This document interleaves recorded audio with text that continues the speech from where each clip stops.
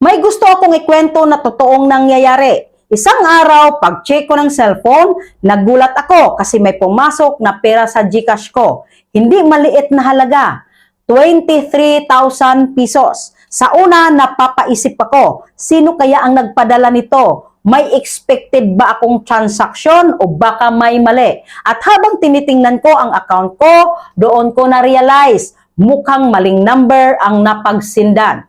Alam mo, sa panahon ngayon, maraming tao ang sasabihin, swerte mo, blessing na yan, huwag mo nang ibalik. Pero habang iniisip ko yon, may mas malakas na boses sa isip ko. Paano kung pinaghirapan ng tao ang pirang yon?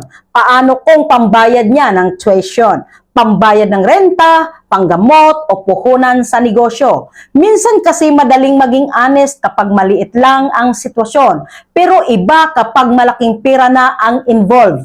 Doon nasusukat ang tunay na pagkatao ng tao. Kaya ginawa ko, hinintay ko kung may magme-message o tatawag. At maya-maya, may nagkontak nga. Halos nagmamakaawa, halatang kinakabahan, halatang hindi alam ang gagawin. At doon ko napatunayan, hindi lahat ng blessing na dumarating sa iyo ay para sa iyo talaga. Minsan sinusubo ka lang kung anong klaseng tao ka kapag may pagkakataon kang gumawa ng mali nang walang nakakakita.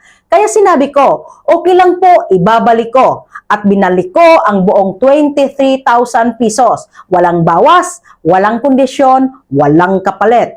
At alam mo kung ano ang pinakamahalagang nakuha ko?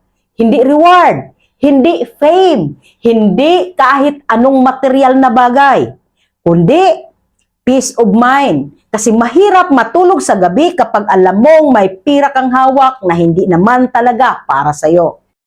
Tandaan mo ito, ang tunay na yaman, hindi nasusukat sa dami ng pera. Nasusukat yan sa integridad. Kasi ang pera pwedeng kitain ulit. Pero kapag nasira ang pangalan mo at konsensya mo, mahirap nang ibalik. Sa social media ngayon, ang daming gustong magmukhang successful. Pero kakaunti ang gustong maging tunay na mabuting tao kahit walang kamera. At minsan, hindi sinusubok ang tao kapag wala siyang pera. Sinusubok siya kapag may pagkakataon siyang makinabang sa maling paraan.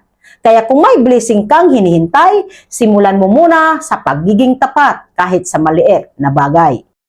Kasi naniniwala ako, mas pinagpapala ang taong marunong magsauli kaysa taong marunong lang kumuha.